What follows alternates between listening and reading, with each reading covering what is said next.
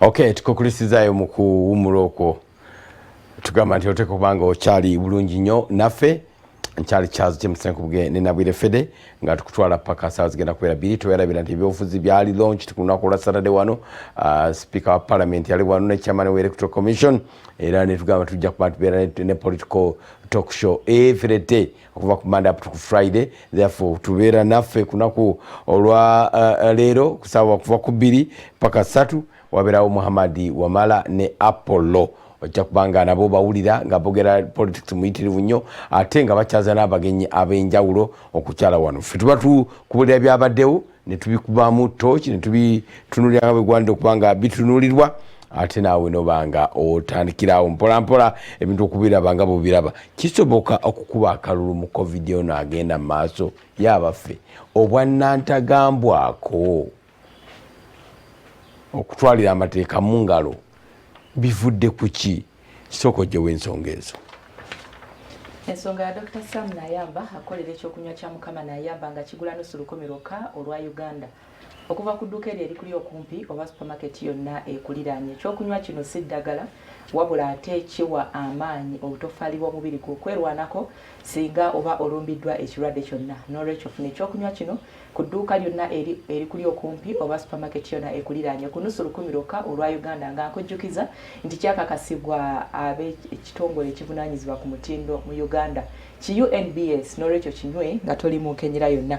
Bw'oba olina kyeweebuuza oba okumanya ebisingawo mwami Dr. Sam Nayamba ojja mufuna ku 0757 56 0047 oba 0780 17 416. Kakati ate bannaffe abali ewana business nga mwebuuza nti nze nkoze ntya business yange okutuuka ku mpewo ku bugazi bwa Salt Media kwonna. Nambe ne yessimu kanjikuwe kojja okubanga okuba bajja kubanga bakulungamya ku nsonga ezikirako. Omunnyonnyole business yange eri bweti munnange nkoze ntya okulanga okumanyika ojja kuba ku 0702 117 117. Sigazaawo frequency yaffe eyo nakazadde waazo 117 117 naye teekako 0702. Buli answer yonna gye weetaaga okukwatagana tu Salt Media ojja kubanga oyita ku mikutu egyo. Mukama Katonda akukola obulungi obutagambika. Teweerabira okusaba n'okusiba kukyagenda ddala mu maaso. Towanika tobivaamu. Obule bunaba butukkiriza nga Katonda tatuwaddeyo gulire ddungi baligwana kutuuka ku bantu ku ssaawa eno. Tulina emiramu ebiri gyetwagala okwogerako. Akalulu ka 2021 kali mu lusuubo oba kisoboka okukuba akalulu mu COVID-19 ekirala oba natagambwako obusukkiridde buvudde ku kitandike n'ekyo. Buno omuntu okufuna omutima bwannatagambwako impunity okufuna omutima ogamba nti ekyaki ngenda gimenya temumbuulira Yesu wammwe temumbuulira bya Katonda. Nze Katonda si yandiisa Katonda yanze osalamu ekyo nagamba Ssengu bwe yagambye Katonda si yamuliisa so nga tubadde mu discussion kyebategeeza ne media ekyo lyako kukakasalamu nagenda nagamba buyo wati bwe yagambye ngenze maaso neŋŋamba nti omuntu okutandika okulowooza bw'atyo kivudde ku ki? Bamaama mwe mwonoonye abaana katono nnyo ku kali eryako okusalamu nti bo ne we basalamu entalo ez'omwoyo tezirwanibwa na mubiri. Oli mutuufu. Ne bwakasalamu ne katambula ensi n'ejajinga Mukama Katonda asigala amanya amazima. Amazima bwe gali. Ensonga we banga eri spiritual teweetawanya kuba bikonde teweetawanya kumbatiza abantu bagamba mazima because tebajja kitegeera. Okay, ekivudde ku ki? Ogambye bamaama tukoze tya? Mwe munoonye ensi eno. Bamaama bwe mwafuna bataata emirimu bwe gyabagwako kiki ngamba nti bataata emirimu bwe gyabagwako emirimu abasajja gye baagala okukola gyakendeera nesigalayo nesigalayo abasajja bwe bayita obulimulimu obw'ekikazi ate abakazi bo ne babupiikinga ate ne bubakolera. Abasajja beekaza era kati babutundiramu ddala n'okutunda mu katale gwali mulimu gw'abakyala Africa yonna.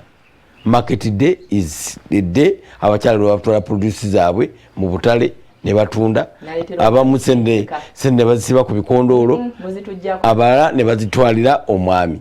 Bw'oli mu African culture gamba nti abakyala in fact be basinganga n'okulima. Yes, bwe batwala ebintu mu katale ne batunda omwami najja n'ayiikiriza ssebo yakutemera byogenda okutunda mu katale ne bbeeyi. Kakati omukyala bw'amala okulima aba ne sense n'agamba ono lumonde yabaze ono ajja kutumala emyezi 3 nga tetunakola ki, alina okulekawo emmere gye balya eyeeka. Najja naye ono tumutunde sente n'azifuna n'asiba ku kikondoolo. Kati abasajja emirimu bwe gyabagwako abakazi nga bo bakyakola egyabo buli mulimu, batunga ebitambaala, bagenda ku byalaani, emikeeka bagikola, abasajja n'abakazi ne bafuuka ng'ebayingiza sente awaka. Enjogera y'Abazungu egamba he who pays the piper calls for the tune. Asasula omulere yayita oluyimba oluddako netuukirira. Abaana balabanga maama yakoze, yadda n'emigaati, yadda n'amenvu, yadda n'emiyembe, yadda ne swiiti. Taata ng'agenze buluddawa agenze mu ludo owulira kyegamba. Kati obuvunaanyizibwa ne bukyuka, abaana ne babeera baana ba maama. Tekikyali ekigamba abaana b'omusajja, omusajja agenda kunkuba abaana be babadde ki, abaana bamaama bye baba bazaala muli kimu. Kyokka bamaama baabi egyo bivaawa engeri gye mukwatamu abantu. Ninagamba ohawusigalo wange alina abaana aba naye abakola ekyejo omuwulira ng'ali nabo, alinayo omulenzi oba myaka 2 oba kyejo gwe nja kukuba lekera okuba ebintu ebyo nga alina mwana omuto mwana munene naye naamusitula, teeka wansi omwana oyo ngenda kukuba tamukuba era naawe notamugambako kasita kati awulidde mama gundi omwana lekera awo mukola ekyejo. Kati omwana oyo nze bwe njogera nti bakugambye eki akistopingirawo immediately kubanga lwe yali awalampa tanka namukuba and I hit him hard. Namugamba nti ojja wana waka waffe poliisi yajjawo okukuuma president. Ontegedde tewajjangawo poliisi nti ebuliriza ku musango gundi, poliisi nti ekola kiki, naye nova waggulu n'ogwa oyo maama wo bamusiba. Nasooka nemugamba amukube lekeraawo nga mukubye era waite nakubira omwana ddamu n'awalampa. Bwe nali ndina mu dressing room nemuwulira nemaliriza n'okwambala bulungi ngamba obadde oli luddawa, nemukuba nga ne maama we tayinza kukikkiriza. Kati ekyejo kyemukoze abaana ekyo kitirise mu society. Abantu betwala bannakye bakyetwala. Omuntu kyasalawo okukola teri amustopinga. Ekanisa nja kugimenya. Oyo gundi tambulira si yandiisa. Oyo gundi takola bwati sibiriiko. The society is rotten. Abantu bakulembeza money mu buli nsonga yonna. Abapoliisi bwalabe ba paradinze tewali nsonga ndala yonna. They were paid. It was seen. Senga batuleetera ku ebifaananyi nga tulaba muntu agamba nga bali guilty. Nzikiriza ate Lieutenant Colonel yatukoze bulungi yagambye tagenda no kids gloves bagenda kuba kuyisira nga ba criminals. Tangaza oli omulaga munange zire owokubiri zirakidde ateba zirakidde tunakola tutya basajja batono okubanga tebafuna yadde ekikumi tekisoboka nenga bali kuwoda babade ode yani tekisoboka. Patrol zigenda zikuuma impunity. Teri kigambo kirala okujjako nga obwannatagambwako. Kantandikire gye watandikidde. Uganda ebonaabona oba oliawo olw'ensonga 3. Esookera ddala okikonyeko nti ffe bamaama tuwatwala emirimu ate mu abaami nga mwesikamukko kati olw'okuba ffe tuyingiza ssente ne tubanga tetukyagambwako n'abaana bammwe abaana katusoke tubaleke naye tusoke tuddeko emabega. Omuntu buli lwaba mu kunyigirizibwa omuntu omulamu gy'okoma okumunyigiriza ennyo aba alinda olunaku lw'olivaawo bw'aba takusobola agamba kanninda olunaku lw'olivaawo. Bw'aba sitalina mutima gukwagaliza kuvaawo ng'oyise mu kufa kanninda olunaku lw'olisinkana musajja munno nga bwe mwekanya amaanyi kubanga nze sikusobola. Bw'aba tagambye ekyagamba kaninde olunaku Mukama lwali kungabula mu mukono gwange nange olingwako. Yoyo omuntu gw'onyigiriza ennyo okumala ebbanga ddene.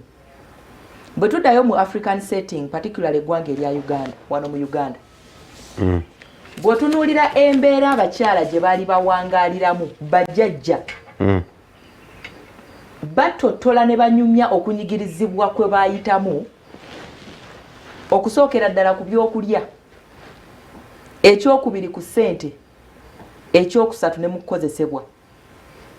Ngamba emirimu gya bulijjo oli akugambye lwakuba ye ayina amaka nga ga mirundi etaano. Si mirimu gya bulijjo gyakka negitali gya bulijjo. Olw'okuba ayina amaka ga mirundi ng'etaano ajja ye omulimu gwe gwa kukuŋŋaanya gundireeta nagenda mu basajja banene ye n'avimba ye nga bw'alina. Naye nga ggwe abadde atuyana oli waka omukazi oyo aba alowooza ki? Asibye mu nnimiro esente n'azitwala n'azinywa ne mukyala muto. Waliwo omukyalo omukadde atera okunyumya emboozi nga n'amaziga gaagala muyitamu. Ye yalina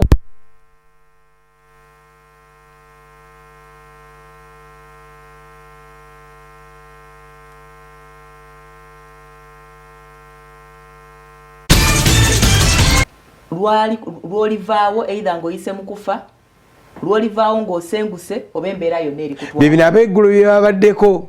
Kale maama. Kale maama bw'obwedda buli yajja ng'agamba kale maama kale. N'omusajja linako katono. N'omusajja oligwa eyayogedde yagambye twabaddeawo nga tugamba nti ate munange banaani agambwa nga tetumanyi nti eryayinza otuyamba genda mu maaso. Nti ate ennaku zinene abamu tulimu obusirusiru ti omuntu bw'agamba nkukwasiza Katonda awo tuba tumanyi nti talina kyakoze kyokka nga kyekisasinza obuzito. Kati mbadde nnyonnyola omukyala eyayita mu kutulugunyizibwa mu suppression okusirisibwa gwe sirika oli mukazi oyogera ki. Omukyala gwe mbadde mbanyumiza y'ono yakulanga ewaka omusajja ateekawo etteeka abaana tebalya nnyama abaana tebalya kyannyanja alowooza ku bali birya ewa tebalya nkoko of course sente zaabwe zigenda mu ki mu school fees. Kyenjagala okugjawo kye kino mu story nekyasinza okukwasa ennaku. Omukyala ono lumu ng'agenda mu katale okutunda ebirime era nga bwe wagambye ng'asuulamuko ka excess akasente akukute agulira abaana be bambi akanyama balye nga dadi taliiwo bakomewo basange ng'alidde kubanga mami ne dadi bo baalyanga. Omukyala akasente ke yakwata ku mmere gy'alimye agulira abaana be ebyennyanja oba ennyama oba akava akalungi nabo balye. Ebyembi omwami yali alina kyerabidde naddeeka. Yakuba omukyala embooko n'amugja ewaka ewaabwe we bali maka n'amutuusa ewaabwe naye olw'okuba omusajja ali nantagambwako mukambwe atuuka eri ate abedda bw'aba yakusasula era yatuuka eri n'amukubira ne mu lujja lwa kitaawe nga kitaawe awoza ekintu ekyo ali agunjula mukazi we. Ye lwaki omukazi yajeemedde amateeka kyekyo ekyalingawo mu African setting nti omwami waba atoye order giwe respect omukyala. Kati omukyala ng'oyo omusuubira kola ki? Otusuubira kola ki? Bajjajja maama wo ng'akunyumiza stories ng'ezo nga n'amaziga gamuyitamu nze omuwala onsuubira kola ki? Because obulamu buno omuntu ojja weegendereza ebintu byanyumya bw'abanga si ye yakiyitamu ali so close to that person aba yakiyitamu oba aba yakirabako ku neighbor nga kyamuyisa bubi. Kati abakyala akadde kano gamba nti ffe twonoonya abaana oba tubatiitiibya ensobi oba oliawo eyinza okubeemu nti kati singa omukyalo yanyumiza abaana be kuba n'abaana baalaba abaana baafuna obukyayi ku kitaabwe yakuba maama yali abayiiyiriza ate teyakoma kumukuba bwe yamuzeeka yamujja waabwe n'amuzeeka n'amulagira emmere yonna okugijjula agimuwe ye aliye ng'omwami dadi n'atuula n'alya. Mami ali wali akubiddwa abaana abamu bafunye empi dadi atudde sebaalya abatuuzizaawo bamwetoolodde okulaga nti nze musajja. Olaba ekiwundu ekyo ekiri ku mutima kati ebyo bye bitono kakati waliwo n'abalina ebirala kati process y'okunarratingira abaana bino byonna kakati olabye ettabu gy'oliko nti ekyo gye twatandikidde ku ssaawa 12 nga tugamba egwa kyogedde nti naye mmwe lwaki temwegunjudde baana. That's the problem. Abaana wansi waffe katono abasajja baffe abasinga bayita mu trauma. Okusumbuwizibwa okutawanyizibwa bafuna ebintu ebibakanga bye muluyita nti baba traininga yali trauma empitirivu yeyo kati bwatuuka n'agamba abaana bange nti abaana abange sijja kubakkiriza kukiyitamu. Abaana ffe twalirake etaata yemu kubagaba byatadde otubuuza essomero ly'Esanda Primary ekisaawe kyonna kyali ku ttaka lya taata. Mwali mukikayaniddeko nga tukikayanira kiki ekyo ekibagaano okukayanira ettaka eryo? Anti kyengamba naye nga trauma abaana gye bayitamu ffe tetwagiyitamu twali tulinaanye essomero ensonga lwaki ettaka lyaffe era essomero lyatusabako nerizimbako ontegedde naye abaana batambulanga mayiro 7 okugenda ku Sanda Primary School and actually as we talk now Sanda Primary School is still the best school mu kitundu ekyo, but the school I'm talking about lyakoma okuyisa first grade ku mukulu wange, not me, mukulu wange Dr. Joseph Kigula Mugambe ye first grade yasembayo ku Sanda Primary. Semayo bagine myaka itulimu bilia, you know how many years I'm talking about. But up to now it's still the best primary school mu location eyo line musingi gwa bakatuliki kati abazadde kati trauma eyo tutya okugipasinga ono ku baana baffe abaana. Robert Mutebi ari ready njagala kuba olaba kye tuyita trauma oba kye tuyita okutulugunyizibwa okimanyi nti gwe musingi ate ogwatukola muli munda gwe bwozibiriza omanye amazima ogamba ati mbwafedde bwange buno nga nali watabu singa Mami Rose teyancapa mbooko nandibadde siri bwenti. Yes. Tabu. Abamu mufuuse. Okay, Robert Mutebi wanga ari ready mutukanyugirewo tu aizo kuba ngaga jo. Tukwebaza Robert Mutebi for the story yesterday. Ne church yamenyebwa ddi. It's incredible. Tweyanziza nnyo kubanga oli spot on ng'otuuka amawulire weegali ate n'abantu ne batulaba ne baspringa into action immediately. Agenda kubanga dda tulabye nga ali nansana. Ekyo kye tuyita okutulugunyizibwa kye kyabayigiriza obutaanukula bantu, kye kyabayigiriza okubeera abakozi, kye kyabayigiriza okuwa abantu ekitiibwa. Nedda byonna tulina okustrikinga balance. Kati gwe taata nabwire fedde we must strike the balance. Batata mulina kye muli nabadde naba Pavini Jonga bagera ku program yaabwe bagiyita Junction. Ne bawalo bayogerere ku basajja abakuba nendaba nga ayagala nakukaaba nga antisu alinga agamba nti babadde nagamba excuse me, what are you discussing? Are you trying to justify? That is African culture. Oba bakukubye akubye mukyala we abadde agunjula waawuwe kubanga Pavini ffe twakula naye nga wadde okumukubako luyi nanti okuba kwa njawulo. Waliwo omuntu akubisa ebigambo ne waba wakukubisa omuggo ne waba wakukubisa ebikolwa ebirala. Omuntu ayinza okukuba n'ogamba tugamba liyo corporal beating. Anti kwonna kuba kukuba. Omuntu ayinza okukubisa amaaso kwe kuli advisable. Ne tugamba kuno mumpenkoni. Okukubisa amaaso ebyo bye mupima muti abantu wakiri onkuba omuggo. Mumpenkoni kakali gwe bwandibadde mu junction nakuleju. Nina mukwano gwange gwe nafiibwa. Naye ng'omanye omukwano we gwakoma.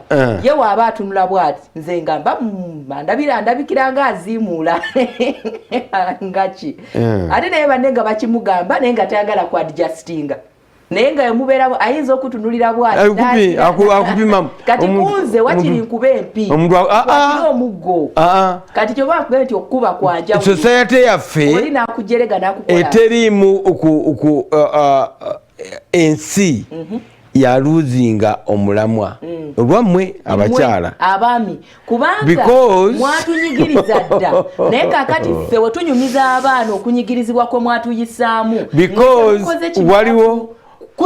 waliwo yapostinga ku social media n'abuuza nti olunaku bwe lukya ng'omukyalawo akusinga ssente aba akyayinza okubeera mukyalawo abasinga bagamba mwerabire which is wrong kubanga ekisinze okwawula abaagala n'abakola kyekino oli bw'alaba nga mukyala we oba bamukubidde essimu ng'eva ku mulimu maama kati bakulumba n'ewaka naye nga maybe something is urgent oli agenda kumbuuza Fede kana akaguuni ka sanitizer leero nga kabadde katya Matumbwe kyabuuza naye oli bw'analaba essimu maama kati bakulumba n'ewaka Matumbwe babeera bamutegedde ndi Mr. Matumbwe yakubye nedda mbadde ngesa ategeera ndi Matumbwe Mr. Matumbwe yakubye essimu omuto gy'amanyi so kakati abaami naye oli azimba omutwe ng'alabye essimu ekubye emyaka gyo kati nze oli bw'aba nga nze kukubidde abaako ekikyamu okuyomba nange twaba ekisookera ddala Muhammad wamala akubanyisa Robert Mutebi sawa zakwireko nga sizitegeera myaka gyegyo lugonvu mukwataganirawa nedda ate abadde mbuuza bwe nalesera peero nawe tontawanya tonsumbuwa kikyotegeza mbu mwagala naye abaami bamera entondo ne batuuka n'okubuuza ani musajja mu maka ojja okigenda nedda sente is the money culture destroying the elite which is eating Uganda to the bone marrow. Let me talk like an intellectual now. The source of that evil is money in hands of women. Kati sente tuzoche zonna tuddeyo nga bwe twalinga. Sente bwe muzifuna muzikwata bubi. You think abakyala mulowooza sente kye kyokka.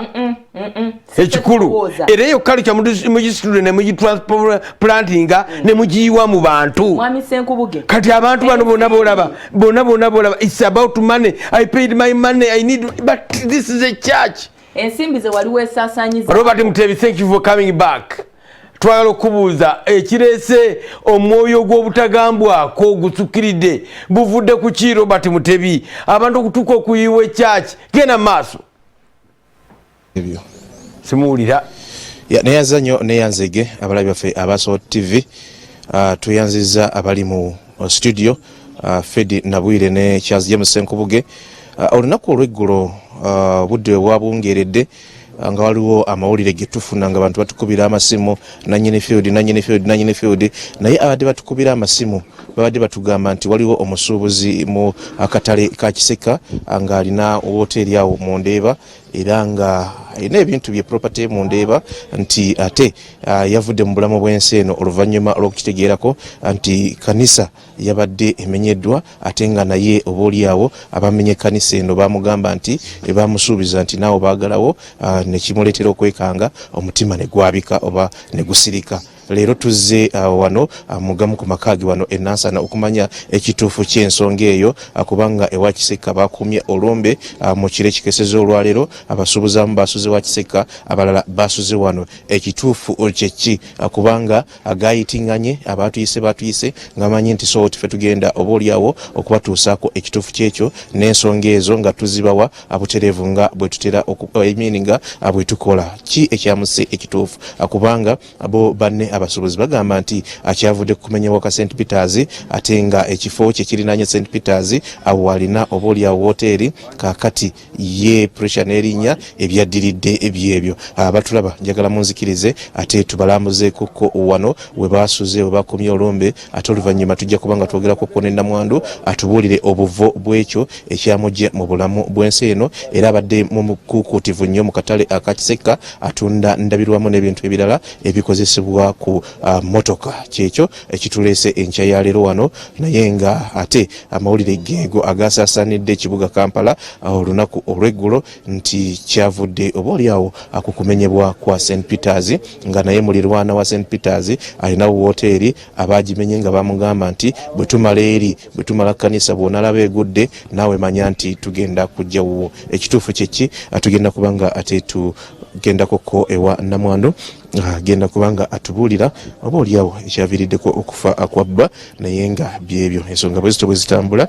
Kitalo nnyo, kitalo ddala, kitalo ddala. Musuubuzi ono abadde mumanyifu nga bwe mutegeezezza era nga mukuukuutivu mu katale kano akakiseka, naye tugenda kumanya ekituufu katusobole okwogerako ko n'omukyala Namwandu kati agenda kubanga atubuulira obuzibu bwe bwavudde. Naye nga kyekyo abasuubuzi batukubidde nnyo amasimu okuva mu katale akakiseka nga ebyo bye batugamba, naye twagala tufune ekituufu okuva wano ate ku Namwandu. Maama nga kitalo yazze bubi sewo. Omugenzi ye Mukasa Bosolo Charles yazaalibwa mu 1963, amaze ku nsi emyaka 57. Abadde musuubuzi nga yeekozesa yekka. Abadde emirimu gyasinga gikolera mu katale k'ewa Kiseka. Ewa Kiseka gye yava n'afunayo bizinensi n'ekula n'akola hoteri ebadde esangibwa mu Ndeeba ku Lubiri Ring Road, kw'ogattako n'emirimu emirala. Mukasa obuzibu abadde yafunamu emabega ekibegabega ekya right kibadde kimuluma.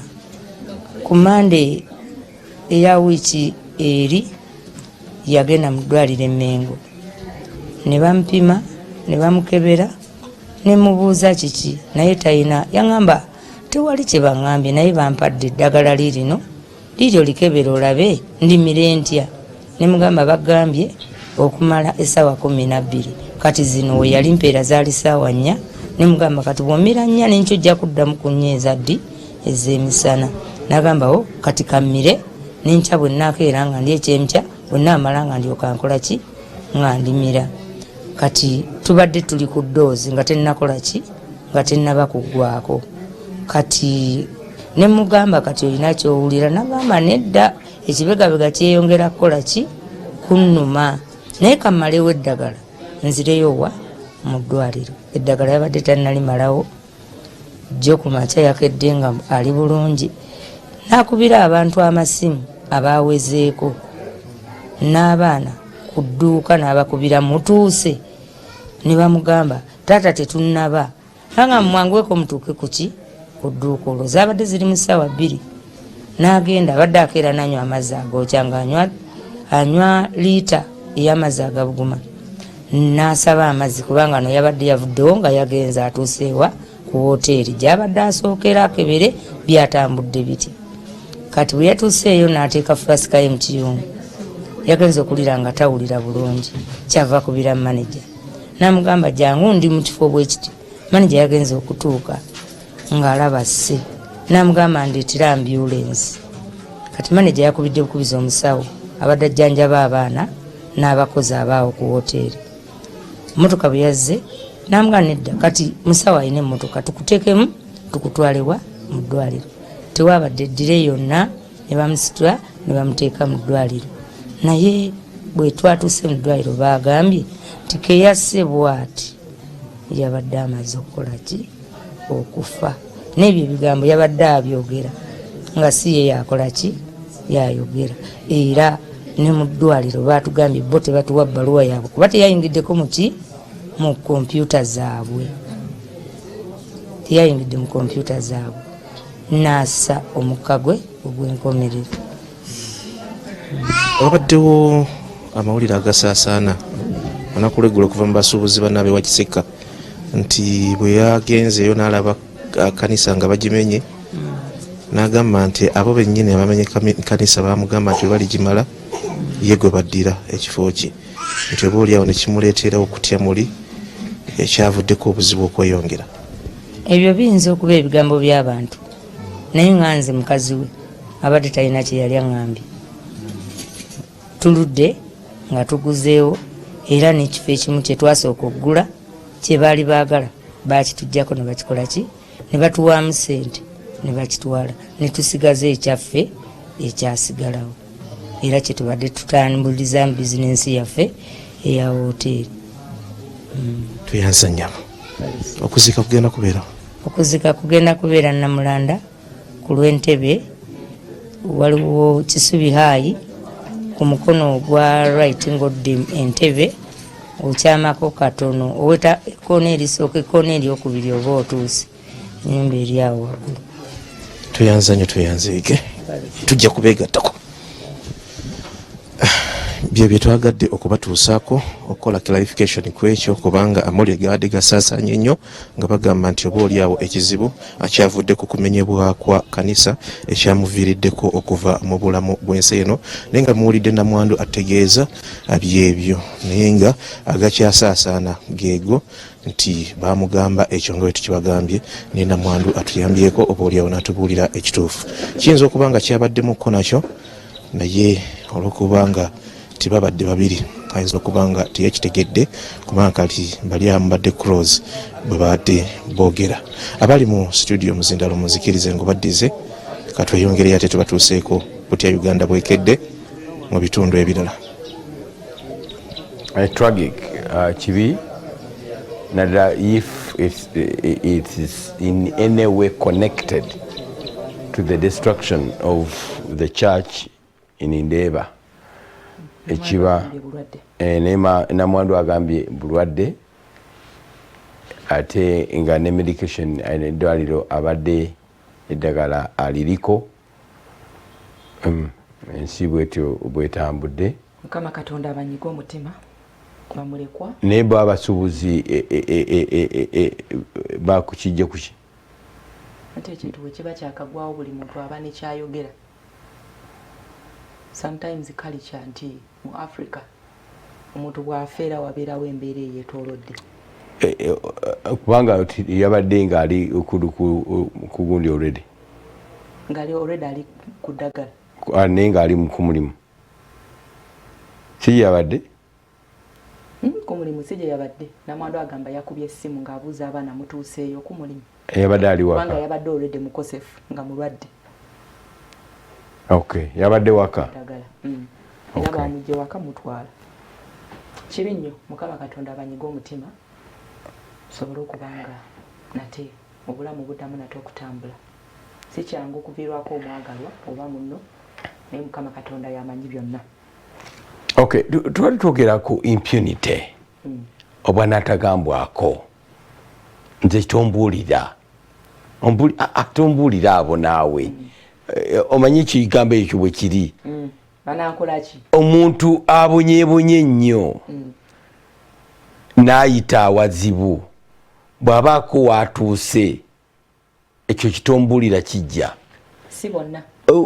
Nalaba omwana omu ku graduation ye ng'agamba dadi toyogera tutukkiriza dadi okwogera ajja kuza ennaku talina kyeyakola mu kusaba kwange. Kakati ebintu biri bibiri. Mami yekka gwe njagala ayogere. Waliwo oli okubonaabona. Eyali MC n'ensonyi ne zimukwata.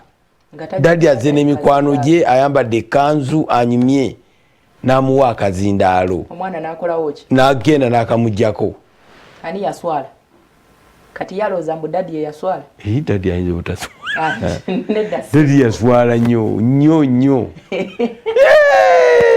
Dadi yaswala. Naye namwe abasajja naffe katwegambe katwerangireko oba ogendayo bw'oba otuukayo wewombeeke. Mwami Ssenkubuge kati gwoba togezaako kuwamba abayinja. Osobola kukkiriza mutabani wo okuwasa ekyo ekiwamba n'akazindaalo ku muzadde waakyo. Wulira taata gendayo bwubanga omanyi nti waliwo ensobi zewakola mulamu tolina kyewakola wanga waliwo ensobi zewakola nnene kimire tula wansi be humble bwagamba dad you are not welcome. Hey, okay, sorry. Kati tompitira ddala kujja ku mukolo. Kati bwaba yakuyita kitegeeza ayagala obeerewo. Bw'obanga weewaddeyo n'ogamba kabannange let me try to make a good betwise mbadde binyi n'abantu bano gendayo.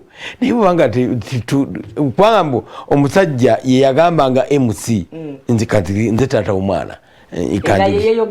Ng'amugamba Kidomole yali MC kanjogeraawo nze taata omwana nteekaawo awaddako. Paka omusajja yagamba nedda taata omwana yaŋŋaanye kamusuuleyo. Awo ntwala omukisa guno okwebaza families ezirina obutakkaanya. Families nyingi ezayawukana dda naye nga mubalaba mu mmotoka y'emu mubalaba bayingira geeti emu. Kituufu. Kyenjagala okubebalizaako kye kino nti obuziina tebabwanise kuba buli muntu alina ebizibu bye. Singa mala n'ennoba ew'omwami wange nga tonnaba kumpolereza tukisazaamu mu linnya lya Yesu. Omwami ye mukyawe tukisazaamu mu linnya lya Yesu. Bakwazikemu fedde olunaku lumu obeere naye. Katukole ng'Abaganda bwe bakola. Nti ndeese ekyakulabirako. Ekyokuno tukisazaamu mu linnya lya Yesu ate tukole ng'Abaganda bagira bati tu kikafuuwe kigwe. Nakiraba nnyo abakyala b'embuto obanga babadde bali obanga omunnyo ogubayiseeko wana bibakola. Oyita wali omubbi, oyita wali omusota, oyita bakola ki. Kikafuuwe kigwe wala. Byonna mu byonna mbadde neebaza. Abantu abali awamu nga tebalaze buziina. Nga ku mikolo naye nga society eyo nga society beego yetuleetedde impunity ereetedde abantu okulowooza nti nze ayudufu nja kukola nze kinyamba kyokka ebirala tombuulira. Omuntu akwata ssente z'emmere by'abantu ba Kampala n'azirya n'agula bannange ebijanjalo bakyabinyumya n'abadde kabowa lunaku lw'eggulo. Omukyala mukadde n'agamba bannange baatuwa ebijanjalo n'ebifumba ne bigaana okujja ne ŋŋamba kati kambirimemu tebyavaayo okuba ng'atuukako mu Uganda. Twali tulowooza nti ekyo kye kinene naye ekikulembera kati ekkanisa ya St. Peters eyamenyeddwa eyegenda tujjukiza COVID for good. Ekyokubiri impunity tuli mu kafyu government sawa 5 za kiro buli muntu yegadde abapoliisi abo bakuba nti mukwano gwa Idi Amin taliiwo ababadde bugana ku saawa ya Queen omukolo gwandibadde gwa ncha yencha leero jo gwandibadde gwawedde eggulu Paramaza buveera ku mutwe bukutiya ku mutwe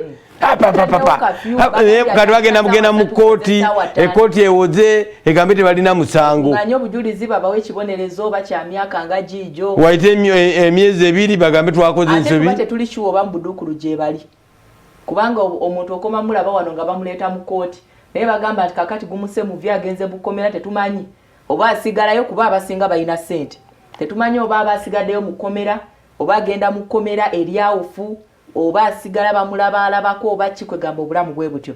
Naye challenge gye tulinayo luli omuntu ng'anyigirizibwa naye ng'ate bwe bakizuula nti waliwo anyigiriza nnyo munne ekyalo kituula ne kigunjula owaakyo.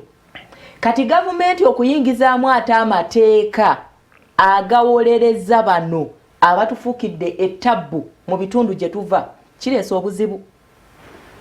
Abantu abakyasinze okwenyigira mu bumenyi bw'amateeka be bantu abasoma be bantu abasobola okutaputa amateeka ate be bantu abalina ssente. Kati olabo ye yamenye ekkanisa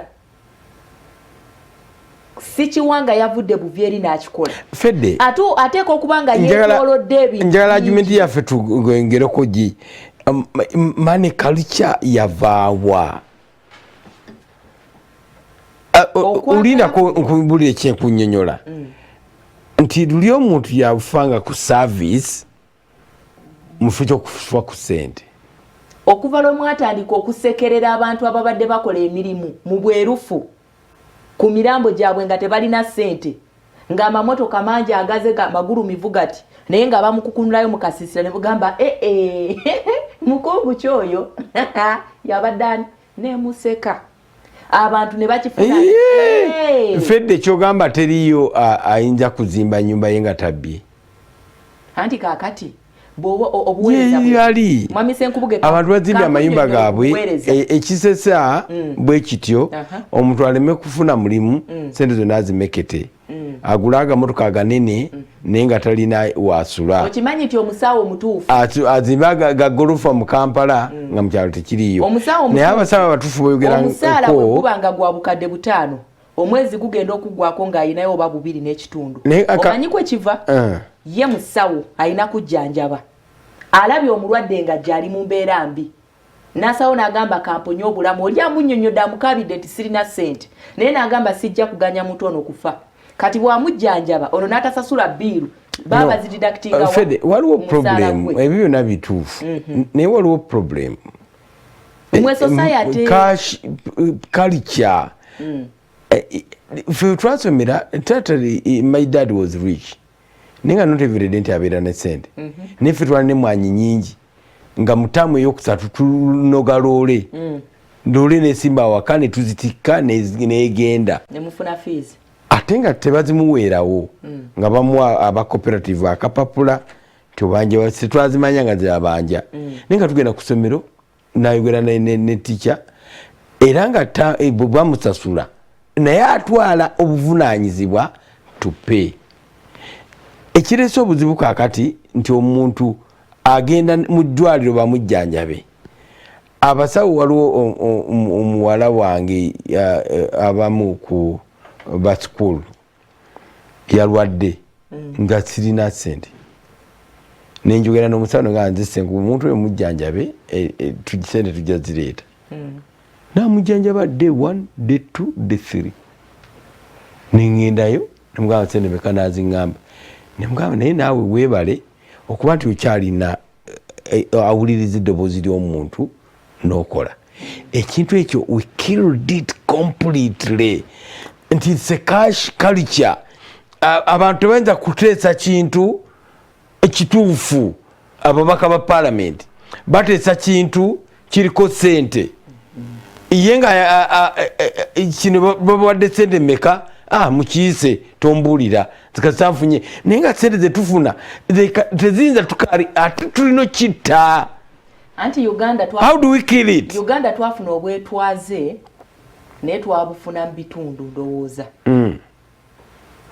abantu baneeno abatuwa ku ssente be batuteekamu omwoyo gw'okwagala ssente okuva ku ntandikwa okutuusa okumenya kyaki bamanyiza abakulembeze baffe ate eno ntandikwa bwe bamanyiza abakulembeze baffe okwagala ssente nti ne luli nga tebanatuyiga nti twagala nnyo ssente nga wakiri bwajja eno okubba kyabbi atwali mu ggwanga lye bekagamba nga tebanatuyiga nti twagala nnyo ssente nga tukyali bantu abatayaga nga tuzitegeera naye nga tuli ku musiramu omutuufu that is the culture gye tulina okuddamu si money culture kizibu okuddamu kubanga kakati saawa zino ate Uganda eri nnyo mu kattu amabanja ge tulina tegagambika bw'otunuulira ssente yaffe eya Uganda bwe tugamba nti tugenda kweŋŋanga ebbanja erisoba mu 45 trillion then tuba tuli bakyamu kati abakulembeze ba Uganda tulina okusigala nga tugondera abantu abo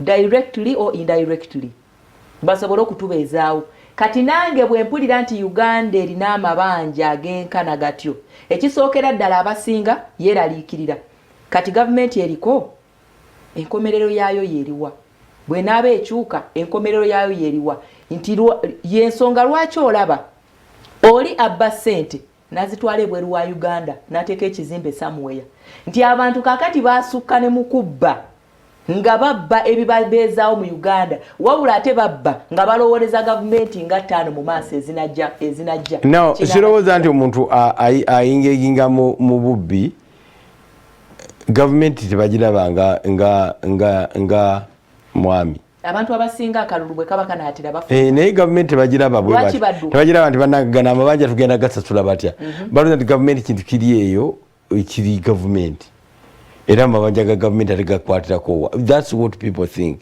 in most cases kati sande kati tulowooze nti nedda abantu bakola batyo olwokuba gavumenti erina amabanja mangi gavumenti alinga katonda sente tezimuggwako era tudde abantu wano bwe tugamba era bwe tusuubira kati kano kapuloti tuyinza kulowooza nti kasente nnyingi akamenyeza kyaki president n'agendawo n'abawa biliyoni yabwemu family ng'eratta musuubuzi akitwale kati gwasasula ng'asasula nga bazimba kizimbe mu myezi 3 covid anaagenda okuggwako ng'ekizimbe kyazeewo dda. Omuntu oyo eyamenye ekkanisa eyo ayinza n'okuba nga kati famire ye mu ggwanga teriimu amweri nze nina mutabani wange Roya yaga nti bwemba mukayana n'omuntu ng'alina structure ku kintu kye mutebuke structure ogijjeko awo musango kuba muli ku level ground era babadde bakimenyeza eri munda eba eri ku ring road ne teri ku kkubo balowooza ebinakeera tumenyeza Sunday wa Saturday ani agenda bikoberera ebyo kakyaki mulimu abantu bameka bwe bayogera bwe bajooga kanisa naye mulimu abantu bameka abo bamuzeeyi bagenda kubanga batuukawa tebalowoozeza media presence did not cross their mind nti ne flash Minister wa land ajja kubazze vice president atuuse referent Kalunaka Kalima bingiddemu RCC aliawo barodi meya bogedde oluzungu balumazeeyo buli MP ayagala okwesimbawo surprise Kyagulanyi tanagendawo oba yagenzeewo nga sinnamanyi twandibadde twategedde nti yatuuseewo enagambye Jonagambye president Museveni alambulewo nga bwakyalaazizza Kyagulanyi yagendewo anti ekintu ekyakoleddwa kino this is sympathy buli omu kyamukubye bubwe. Yes, waliyo abantu abamu nga bamugamba nti ofiiriddwa n'asigala nga naye nga order Nakalima yagambye tuli ku order eya president. Yes. Therefore mirimu gye gyamukutte mu mutima waali ayinza okuba nga ali mu kunyolwa nga ali eyo nga si mirimu naye nga ali eyo nga kyamunyize nnyo tuteekinga longo ekyo yali akubye munnamawulire yamugamba you must be devastated nagamba devastated I'm a general. Generals don't get devastated. Do you know how many soldiers have lost? Muluzungu lwe luli nga atabusa kanuda amaso amanyima abajasi benfiiriddwa. I cannot be devastated because Nobo Mayombo is dead. Yali kuvuzika kufa kwa Nobo Mayombo. Namugamba I feel bad because I've lost a great man but I'm not devastated. Therefore now tuenza kumugamba nti ali bambi nakwe muta yali alabyeko ekizimbe ekisuulibwa ekyekkanisa nange ngezaako yali alabyeko ku muzikiti ogusuuliddwa naye tukugamba gwe yamenye ekkanisa y'abapoto tugezaako omuzikiti gw'abasiraamu oba ekkanisa y'abakatuliki oba y'abalokole abapoto the Muslim ndowooza nabo katulinde ekinaavaayo kubanga batabuse anti bakolimye ate nga baloopa naye nga ate mwana wattu ekyewuunyisa effujjo lineno kyova olabangamba nti ababaka ba palamenti balina okuvaayo bunnambiro ng'osibula nno. Yes, balina okuvaayo bunnambiro babage etteeka eri protectinga amasinzizo agali ku mataka agaweebwayo obuwa tukyawule kivenemu muyolerero guli eri ogw'amateeka agafuga ettaka kibeere nga kiri independent kubanga ebintu bineeno oba oliawo bibadde nga bikolebwa off camera naye nga bikolebwa ku balokole naye nga omanyi nti waliyo abamu abalowooza nti era waliyo n'obukanisa bagamba akaakaawo baakamenye akaakaawo baakajjeewo kati bwe banaakuba ejjinja mu St. Peter's a very organized institution olinajenaga nti aweerubaga ttaka lya jjajja yabawawo ni era bwe bamenya essinzizo eririmu abakulembeze b'enzikiriza nga si be beeteekawo naye nga babeera baweerezeddwa mu butongole okuva waggulu kitegeeza nti abasigadde tebijja kuba byangu era gavumenti okulaga nti ekkanisa ekwate mu nsawo ekkanisa eyo eteekebwe awo wennyini weebadde nise nabwire mwebale nnyo mwebalire ddala. Okay, Sira biodigester bagamba nti abakugu era bakafulu mu kuzimba biodigester septic tank etejjula etwala ekifo kitono ddala fuuti 3 zokka bagamba tenunwamu tewunya olwa tekinologi waayo asukkulumye toddamu kuzimba kabuyonjo ndala waka. Sira biodigester septic tank ekozesebwa mu Kisenyi ne ku Lukalu bagamba nti gwalina essomero hotelu n'eddwaliro n'amayumba g'abapangisa beyune basangibwa ebulenga nakuwadde okumene police ku Lwesentema bakubireko ku simu 0702 132 986 oba 0755 musanvu nya